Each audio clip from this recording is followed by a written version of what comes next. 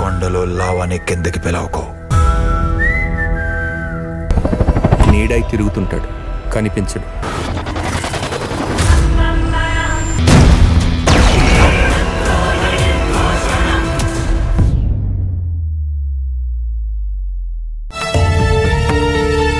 నమస్కారం పంతులు గారు. నమస్కారం చంద్రయ్య గారు. పంతులు గారు, ఇంద్రాణి గారి కోడలు శ్రావణి ఇక్కడికే వచ్చారని చెప్తున్నారు. మీరేమన్నా చూశారా? తనని కిడ్నాప్ చేయాలని చూస్తున్నారు పంతులు గారు. ఎప్పుడు ఏం ప్రమాదం జరుగుతుందోనని భయంగా ఉంది. ఎక్కడైనా కనిపిస్తే చెప్పండి పంతులు గారు. పంతులు గారు, మీరు దైవ సన్నిధిలో దైవ ధ్యానం చేస్తూ ఉంటారు. నా కోడలు ఎక్కడుందో తెలియట్లేదు. మీరే మాకు మార్గం చూపించాలి. కంగారు పడకండి, శ్రావణికి ఏం కాదు, తను క్షేమంగా ఉంది. చాలా మంచి మాట చెప్పారు పంతులు గారు. ఇప్పుడు నా మనసు స్థిమితంగా ఉంది. తన ప్రాణాలకి ఏం ప్రమాదం లేదు కదా పంతులు గారు? ప్రస్తుతానికి తను ఎలాంటి ప్రమాదంలో లేదు. కానీ రాబోతున్న ఆపద గ్రహించి శ్రావణికి దైవప్రాప్తి కలగాలని పంపించాను. ఇప్పుడు తను శివాలయంలో వ్రతం చేస్తూ ఉంటుంది. ఏంటి పంతులు గారు ఇది? కట్టుబట్టలతో వెళ్లిన తనకు వ్రతం చేసే శక్తి ఉంటుందా? పూజ మనసుతో చేసేదమ్మా, అది డబ్బు ఐశ్వర్యంతో చేసేది కాదు. మీరు చేసిన తప్పు పాపమై మీ కొడుకుకి దోషంలా మారింది. తన భర్తకి వచ్చిన దోష నివారణ కోసం శ్రావణి పూజలు చేస్తుంది. దోష పరిహారం చెయ్యాలి. గుడెక్కడుందో చెప్పండి పంతులు గారు, మేం కూడా సహాయం చేస్తాం. వద్దమ్మా, ఎట్టి పరిస్థితుల్లోనూ శ్రావణి వ్రతానికి ఎవరి సాయం ఉండకూడదు. తన కష్టాన్ని తానే ఎదిరించాలి, వ్రతభంగం కలిగించకూడదు. కనీసం శ్రావణి ఎలా ఉందో చూడటానికి కూడా అవకాశం లేదా పంతులు గారు? వ్రతం పూర్తయ్యే వరకు మీరు తనని మర్చిపోవాలి చంద్రయ్య గారు. అప్పుడే వ్రతఫలం సిద్ధిస్తుంది. అయితే ఇప్పుడు మమ్మల్ని ఏం చేయమంటారు పంతులు గారు? శ్రావణి ఇంటికి చేరేంత వరకు ఆ అమ్మవారి నామస్మరణ చేస్తూ ఉండాలి. అమ్మవారు తన వ్రతం పూర్తయ్యేలా చేసి మీ ఇంటికి తీసుకొస్తుంది.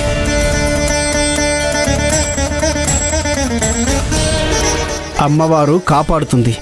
శ్రీమాత్రే నమః.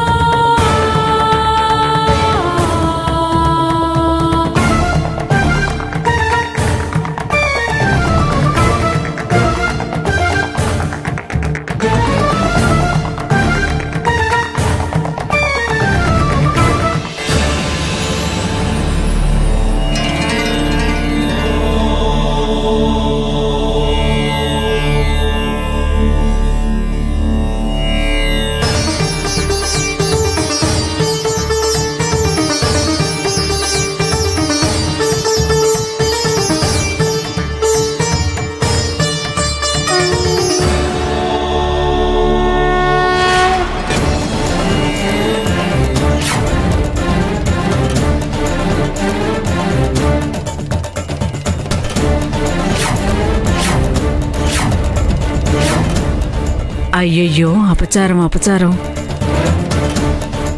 హారతి తీసుకుంటుంటే హారతిలా ఆరిపోయిందేంటి? పెద్దగా గాలి కూడా వీయలేదు, అయినా హారతి ఆరిపోయిందేంటి పంతులు గారు? నేను అదే ఆలోచిస్తున్నానమ్మా. ఈ శివాలయంలోనే నా కష్టం తీర్చుకోవాలని చాలా దూరం నుంచి వచ్చాను. ఇప్పుడు హారతి ఆరిపోయిందంటే నా కష్టం తీరదా?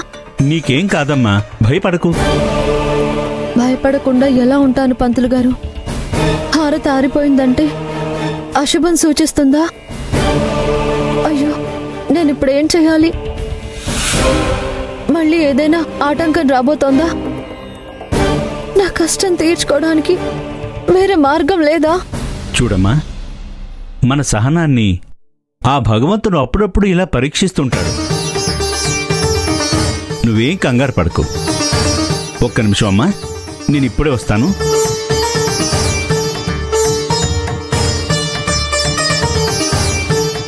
స్వామి, నిన్నే నమ్ముకొని వచ్చాను. మా ఆయనకున్న గండం పోవడానికి నేనేం చెయ్యాలో దానికో మార్గం చూపించు.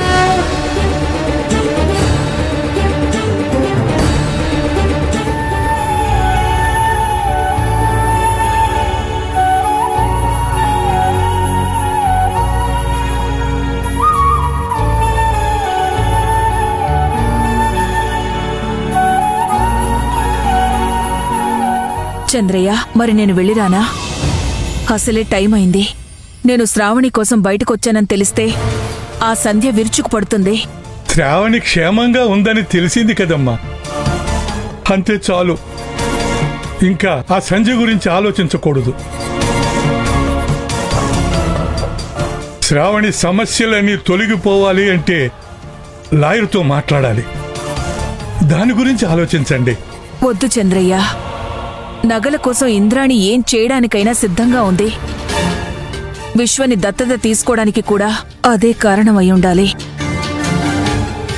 అంతేకాదు, నీలకంఠం గారి పేరు మీద కూడా ఏదో ఆస్తి ఉందని విన్నాను. అది కూడా ఇంద్రాణి మింగేస్తుందేమో. ఇంకా వాళ్ళ గురించి మాటలు అనవసరం. మీ ఆయన్ని ఎలాగోలా కాపాడుకోవచ్చు, కానీ ఇంద్రాణి సంధ్యల అరాచకాలు ఆగాలి అంటే మీరు బ్రతికే ఉన్నారన్న నిజం అక్షయ్ బాబుకి తెలియాలి. ఆవేశంతో నిర్ణయం తీసుకోకూడదు చంద్రయ్య. మనం అనుకున్నట్టుగానే అన్నీ జరగవు. ఇప్పటికీ అనుభవిస్తుంది చాలు.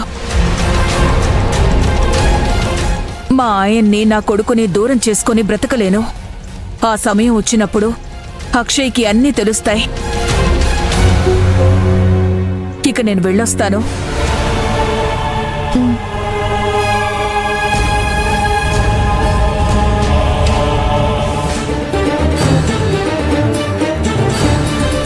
బాధపడకమ్మా.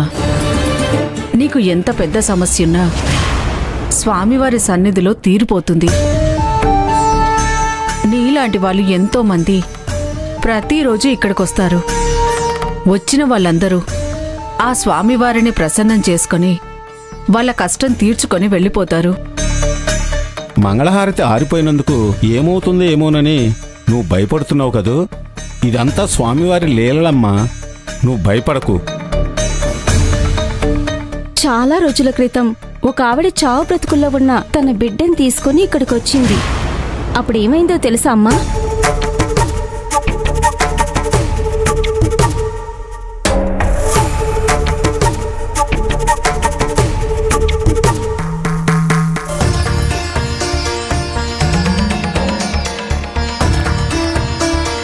అప్పుడు ఆ బిడ్డ బతికిందా? అవునమ్మా, ఆ బిడ్డ బ్రతకడం మేం కళ్ళారా చూసాం. ఆ రోజు నుంచి వాళ్ళు ప్రతిరోజు గుడికొచ్చి స్వామివారికి సేవ చేస్తూ ఉంటారు. నువ్వు కూడా పంతులు గారు చెప్పినట్టు చెయ్యమ్మా, నీకంతా మంచి జరుగుతుంది.